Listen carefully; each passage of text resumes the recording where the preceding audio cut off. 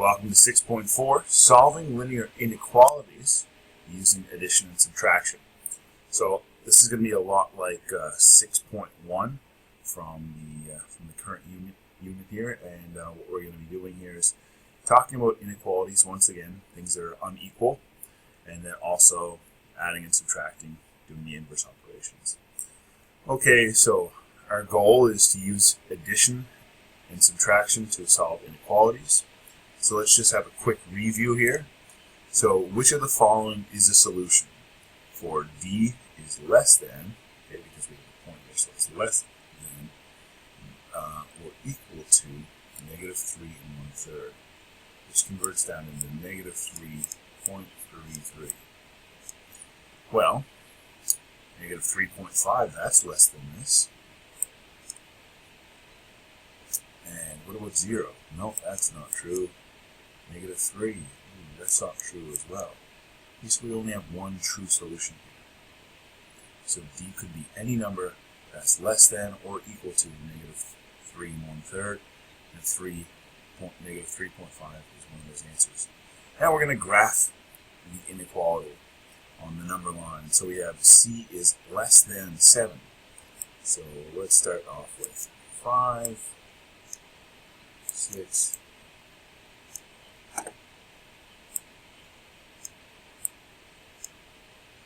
7, and 8. And we know that c is less than 7, so from the last video, we do that. If c is less than 7, we would go to 7. And we wouldn't shade this part in because it doesn't equal 7. C is all the numbers that are less than 7. So in this case here, what I can do is I can shade in the rest of this line, all in blue. And I can continue to shade the arrow, because it's all the numbers that are less than 7. Well, what about for this one? M is greater than or equal to negative 2.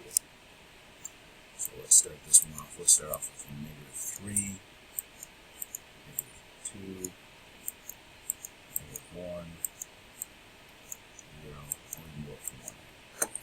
Okay, for this question here, I'm just writing to show my answer.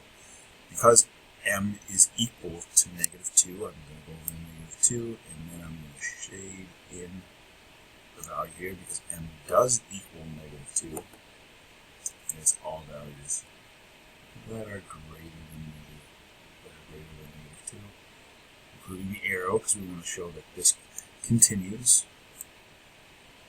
Shade that in. So let's get into the nitty-gritty of what we're doing today. So solving inequalities when you're adding and subtracting. So when solving inequalities, we use the same methods that we use when we're solving equations. So if we had x plus 4 equals 9, so if something plus 4 equals 9, well, I can do the inverse operation here. I can subtract 4 on this side of the equal sign. I can subtract 4 on that side of the equal sign. Therefore, I would get x equals, that's 9. 9 minus 4, 5. So x equals 5. Let's just check that. 5 plus 4, does that equal 9? Yes, that equals 9. So 9 equals 9. Check. That works. It's the exact same as this over here. So x plus 4 is less than 9. Okay, so I'm just going to subtract 4. Subtract 4. So x is the number that is less than 5. It's not equal to 5. It's less than 5. It's the same thing. The only difference is you have an inequality. So greater than or less than sign. Or greater than, equal to, and less than equal to. It's important to note that when we add or subtract a number to both sides of an inequality, the inequality stays true. Okay, because if you change the right side of an equation and you don't change the left, then there's going to be a problem. But if you make the same change to both, everything is balanced, like we learned about the scales. We have to keep things balanced so that therefore we keep that situation true. If you only make one change on one side, then we've made a mistake. So for this case here, for each of the following inequalities, we're going to solve them, and then we're going to verify the solution by checking.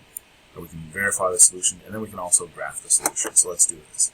So m minus 3 is greater than or equal to negative 2.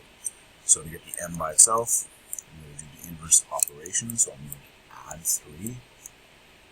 So therefore m is greater than or equal to 1. How can I check that out? Well, here's my verify. So I can verify by just putting one, let's say a number that's greater than 1. Or I could even say 1 if I want to. If I put 1 in here, 1, take away 3, is that equal to negative 2? Well, 1 take away 3 is negative 2. Sure enough, this is a true statement. Okay, because negative 2 does equal negative 2. Okay, if we had a bigger number here, like let's say if we had 4, 4 take away 3 is 1. 1 is greater than negative 2, therefore it's a true statement as well. So you need to verify, make sure that that's true. So we can graph this out to show that m is greater than or equal to 1. So we can start off here at 0, 1, 2, 3, so on and so forth. We use blue ink now to show this out.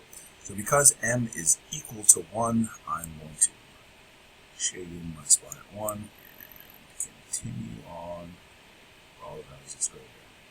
Okay, you want to be a little bit neater than me. I'm just using a mouse here. You have the fine skills of a pen, so you'll need to change that around. Now let's take a look at this one. We have some decimals here, but that shouldn't be too much of an issue. Maybe you might want to pause the video and try this one on your own for a change. So we have 4.2 plus 2x is less than x minus 6.5. This is what we did for 6.2. We had a variable on each side of the equation. Let's take away x on each side. That leaves me with 4.2 plus x is less than negative 6.5. And now I'm going to go ahead and do it. I'm going to take away the 4.2 both sides. Now I'll be able to solve that here. So I have x is less than, I want to say x is less than negative 10.7.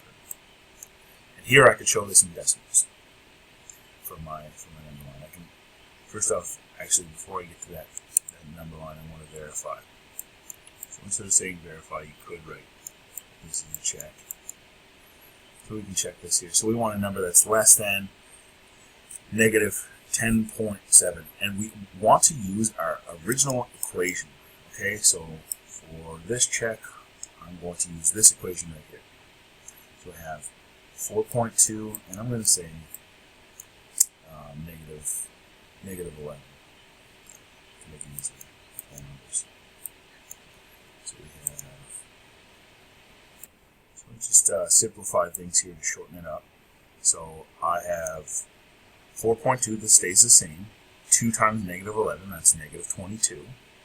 My sign stays the exact same.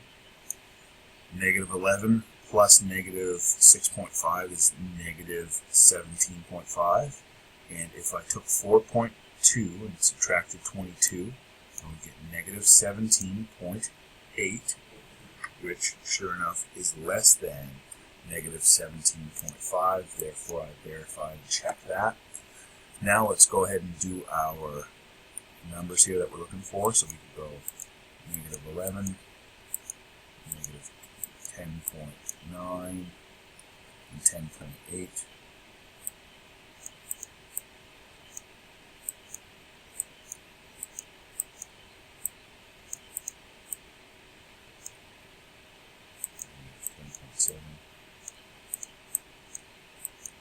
And we know that x is less than 10.7, so that means if I were to write this out, I would circle but not fill in a hole at 10.7 here,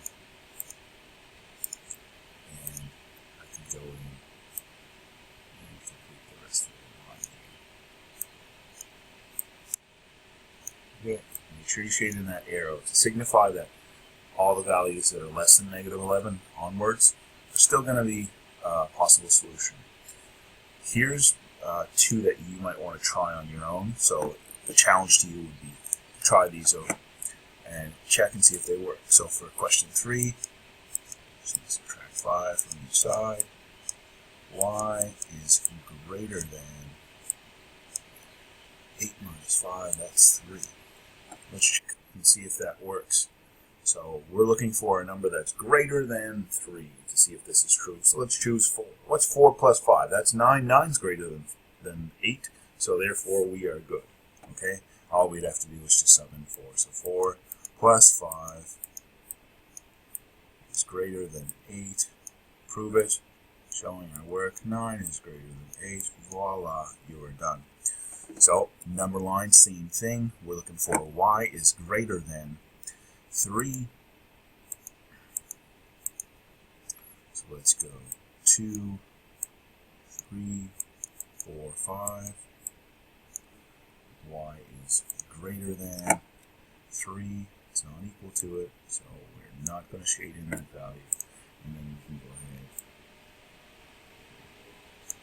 I want to change that to blue ink.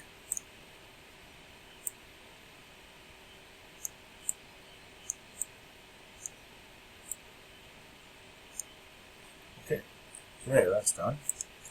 Let's try this next one. So we have negative 11 plus 3a is greater than or equal to 2a plus 4. So what I would advise you to do first, if we see here we have 3a and 2a, it doesn't really matter what side a is on. But in this case here, I would want to subtract 2a from each side because 3 minus 2a will give you 1a, and then you don't have to do any dividing at the end. So we got negative 11 plus a. And this cancels out. And is greater than or equal to 4. And then, of course, we're going to add 11 over to the other side. So therefore, a is greater than or equal to 15. So we're looking for a number that is greater than 15 or equal to 15. In my case here, what I would probably use here is I would use 20 or something, just because it's a nice even number. You could even use 100. So let's say if we said let a equal, so a equals 20 here for our check. We should actually say let a equal 20 for the check. So if we have that, so we have negative 11 plus 3 times 20 is 60. That's where that's coming from. So 3 times a is greater than or equal to 2a, so that would be 40 plus 4. So 60, take away 11, so we're doing 50, so 49. 49 greater than or equal to 44. You betcha, 49 is greater than 44. Therefore, we verify that. And lastly, number line. You choose the values you want. I'll go 14, 15, 16, and 17. And then we'll show that a is equal to 15. So actually what I can do there is I can put a circle, and I can also fill it in. Whoops. Fill in the circle.